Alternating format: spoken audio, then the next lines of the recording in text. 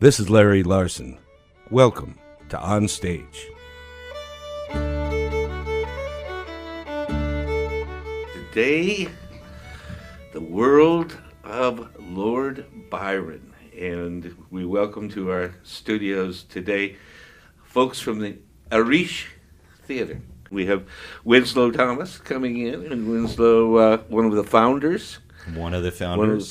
One of the nine. Aris, and George Costigan, correct, George? Correct, yeah. George, and George is a fan of and a writer about Lord Byron, and he trusts Byron for some odd reason, which we will get to because I can't figure that one out.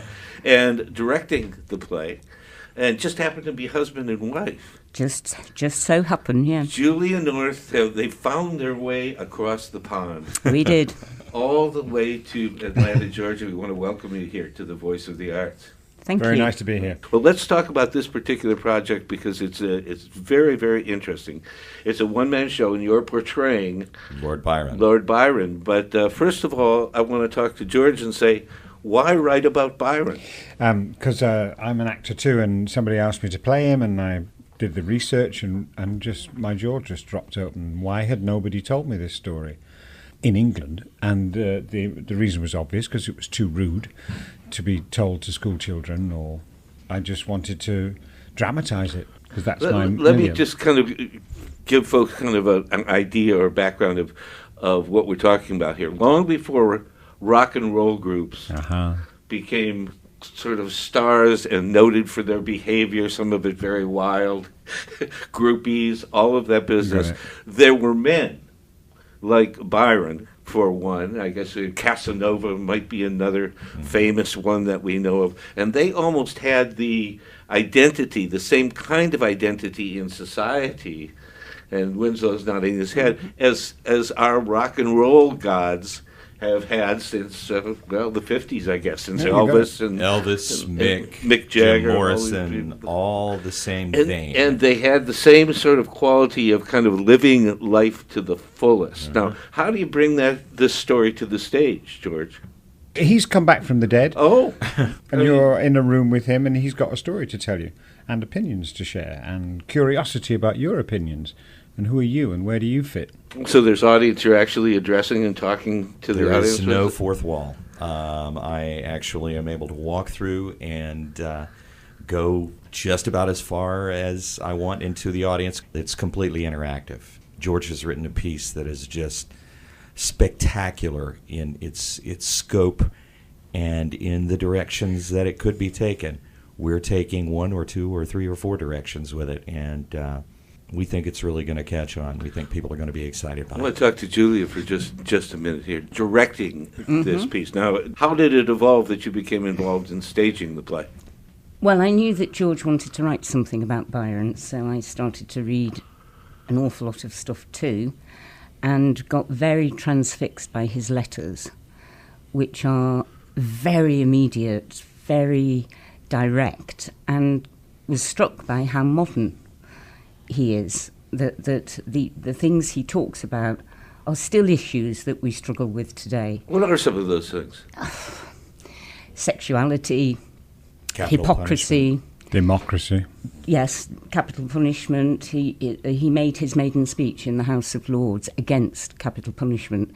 He stood up for the frame breakers who were in Nottingham, where he had his country pile, who were protesting because their work was disappearing with the new technology of the day for spinning wool. Technology of the day back then, the technology of the day right now. Exactly. That's exactly what we're facing right And now. he stood up and said, you cannot, because of course people were being imprisoned, hung even, for protesting.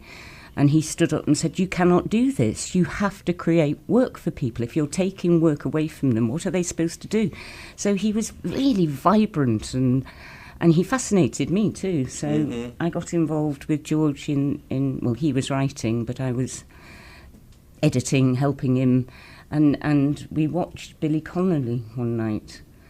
And suddenly the form came to us, or came to George, that it was stand-up comedy with a narrative, with a story to tell. So it moved on from just, Sort of like Seinfeld. Did you ever wonder why all our jobs are disappearing? Anyway, so a sort of stand-up approach, very visceral, directly with the audience, and moving from topic to topic. Now, am I right or wrong? But did he have to overcome some physical difficulties as well as do I remember correctly? Well done. He was born with a club foot. Right. And yet became which of course had religious connotations, that there was something wrong with him spiritually, because in those days if people were born with any kind of deformity, it was considered to be a message from God that there was something bad about them. So he grew up with this notion. But otherwise very physically beautiful and a womanizer, and as I Hence the casting of Winslow. Winslow sitting here nodding. Yes, he was very good looking. Yes, but he was. Also Stunning. surprising, I heard in the commercial, which I did not know, bisexual. Now, how did this come to light? Through his letters? That also must have been somewhat of an anathema to the. Very much so. In fact, that was probably his major downfall in a social sense, that when that came out, he was spurned, having been, the most popular man in London. Everybody wanted to entertain him, for his writing prowess too. I mean, yes. Was he a poet? He was. He was the lead romantic poet of the era. He wrote a poem called Childe Harold, which became an overnight sensation, because he brought a different form to poetry. It brought a narrative and an excitement and an immediacy. I think that if we could, this might be a good place just to pause from our conversation and hear from Lord Byron. Would that be possible, Winslow? I think we could probably make that happen. All right. My fame was the underlook. I had an underlook. Buggered if I knew it, but I was promised. Women fainted away before its demonic astigmatism. What can you do with such nonsense? Try it, and it works. And that's fame. Their creation working on their desires. And fame has its inverse, its paradox. For when everybody wants you, society, literati, royalty, when everybody is envious of you, and when you have everything you say that you ever wanted, and it still isn't it, there is no one to whom you can whinge. Utter emotional trash, self-pity. But, like grief, it is an emotion. It needs must be expressed. 2 minutes, get it out. To whom? Men? Well, once men realize you are seriously intent on discussing emotion, they will fix you with a nodding, intelligent air, quote someone, punch you helplessly in the shoulder, and then dive headlong into abusive quantities of alcohol, and only then tell you that they know exactly what you mean, only worse, much worse, and the emotion obliterated. That's what a hangover is. Last night's problems resurfacing unsolved.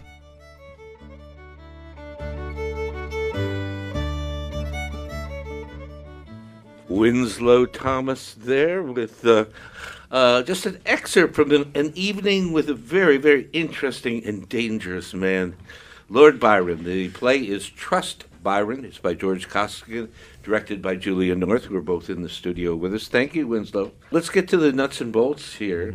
As people hear this on stage, it will already be up and running at Aris. And tell folks where they can find you. We are the resident company theater out of Georgia Public Broadcasting's studios. They have been generous and loving and entirely wonderful enough to offer their television studios, which we take and convert into a live theater. We have a preview this Thursday night, the 13th, and we open Friday the 14th. and we run through Sunday the 23rd. GPB is located at 260 14th Street in Atlanta. If you got off the connector, you would take a right on 14th as though you were heading towards Northside Drive, and it's about 200 yards up on the left. And follow the signs in through the building. Tickets are very reasonable, folks, $15 to $25. Also, if you're a senior or a student, there's a $5 discount. George Costigan, Julia North, and Winslow Thomas, thank you for being on stage. A pleasure. Cheers. On Stage is an exclusive production of AM1690, the voice of the arts in Atlanta. Stephen Key, producer. This is Larry Larson. We'll see you next time on Stage.